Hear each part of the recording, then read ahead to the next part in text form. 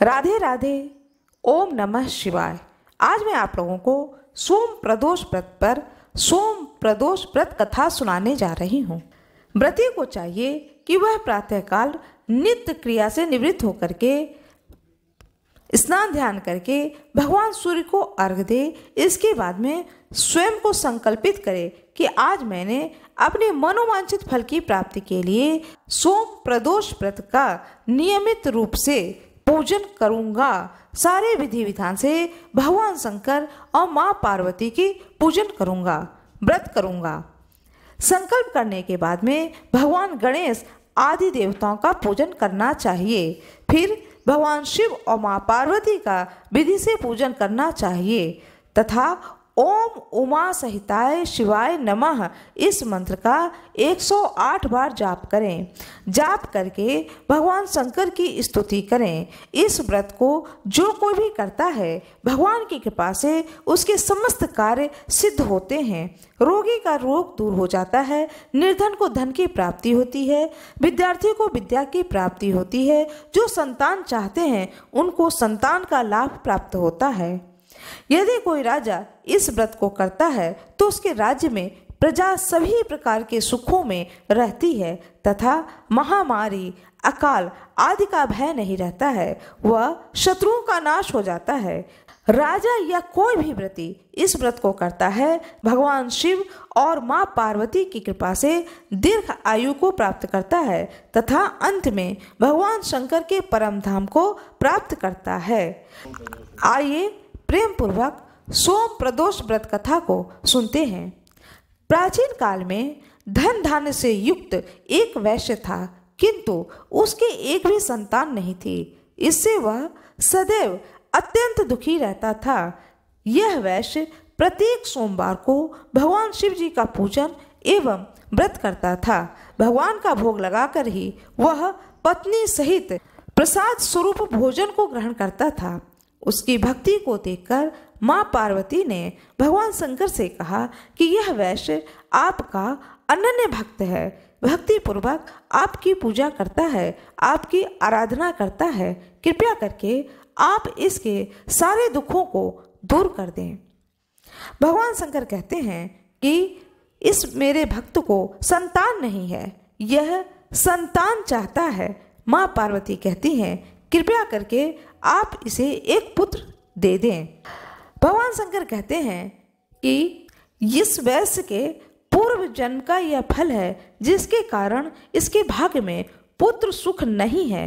यदि मैं पुत्र प्राप्ति का वरदान भी दे दूं तो वह बालक केवल 12 वर्ष तक ही जीवित रहेगा।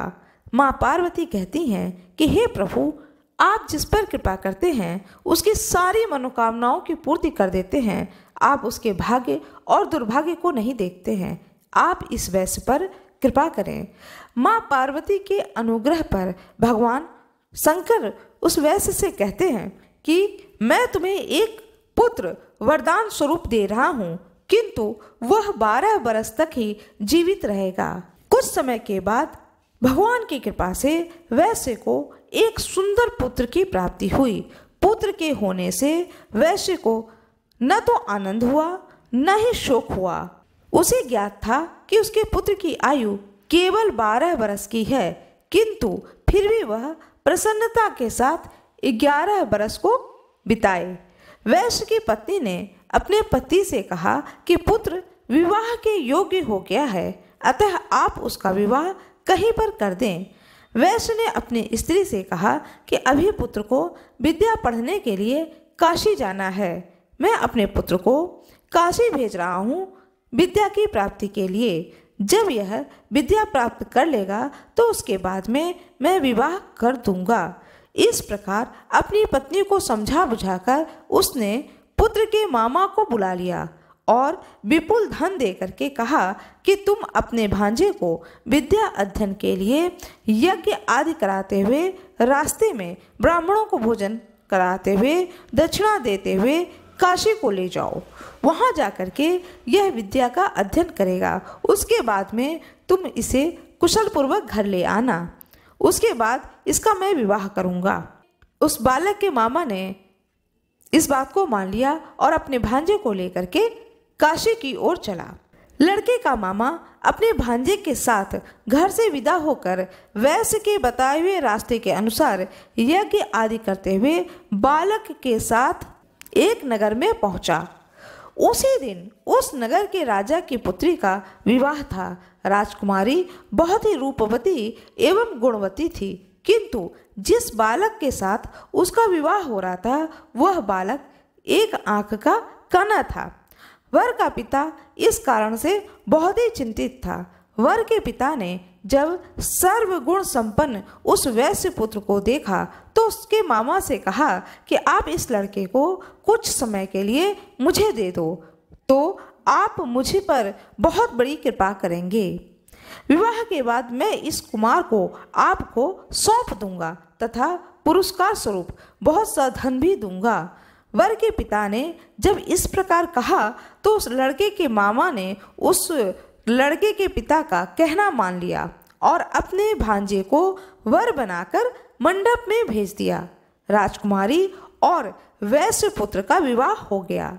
वैश्य का जो पुत्र था उसने यह वृत्तांत सिंदूर दान के बाद वैश्य पुत्र लौटने लगा तो उसने राजकुमारी की साड़ी में अपना संपूर्ण वृत्तांत लिख दिया कि तुम्हारा विवाह हमारे साथ हुआ है और मैं अब विद्या प्राप्त करने के लिए काशी को जा रहा हूँ। जिसके साथ तुम्हारी विदाई होगी वह राजकुमार एक आंख का काना है और वह तुम्हें अपनी पत्नी बना करके तुम्हें अपने साथ अपने नगर को ले जाएगा। ऐसा उसने उस राजकुमारी की चुनरी पर लिख दिया। प्रातःकाल जब उस राजकुमारी की निगाह अपने उस चुनरी पर पड़ी तो वह पढ़ती है कि अरे इसमें यह क्या लिखा है। वह सारी बातों को जब पढ़ लेती है तब वह उस राजकुमार को देखती है कि सही बात है, यह राजकुमार एक आंख से काना है और वह समझ जाती है कि मेरा विवाह इस राजकुमार के साथ नहीं हुआ है, मेरा विवाह तो एक वैश्य कुमार के साथ हुआ है जो कि विद्या प्राप्त करने के लिए काशी की ओर चला गया है। इस बात को जान करके वह कन्या अपने माता पिता से सारी बात को बता देती है और कहती है कि मैं इस राजकुमार को नहीं जानती हूँ, क्योंकि इस राजकुमार के साथ तो मेरा विवाह हुआ ही नहीं है। माता पिता अपनी पुत्री की बात को मान करके राजकुमारी को अपने घर में रख लेते हैं, विदा नहीं करते हैं और वर पक्ष अपनी बारात को लेकर के लौट जाते हैं। उधर वैश्य कुमार काशी पहुंच करके विद्या अध्ययन करने लगा तथा उसके मामा ने यज्ञ करना शुरू कर दिया। जिस दिन 12 वर्ष पूरे हुए लड़के ने कहा कि आज कुछ शारीरिक कष्ट हो रहा है मामा, मैं कुछ देर के लिए आराम करना चाहता हूँ। ऐसा कह करके लड़का अपने बिस्तर पर जाकर लेट गया और थोड़ी देर बाद उस लड़के की वैश्य कुमार की मृत्यु हो जाती है। थोड़ी देर बाद मामा ने आकर देखा कि भांजे की मृत्यु हो चुकी है, जिसके कारण मामा बहुत ही दुखी हुए, किंतु उन्होंने निश्चय किया कि मैं यज्ञ को पूरा करने के बाद ही दूसरा कार्य आरंभ करूंगा। यज्ञ की पूर्ण आहुति होने के बाद जब सभी लोग वहां से चले गए तब मामा रोने लगे। देव योग से उसी स्थान से माता पार्वती और भगवान शिव निकल रहे थे। माँ पार्वती ने शिव जी से कहा कि यह कैसा करुण क्रंदन है, वहां पर चलकर देखना चाहिए।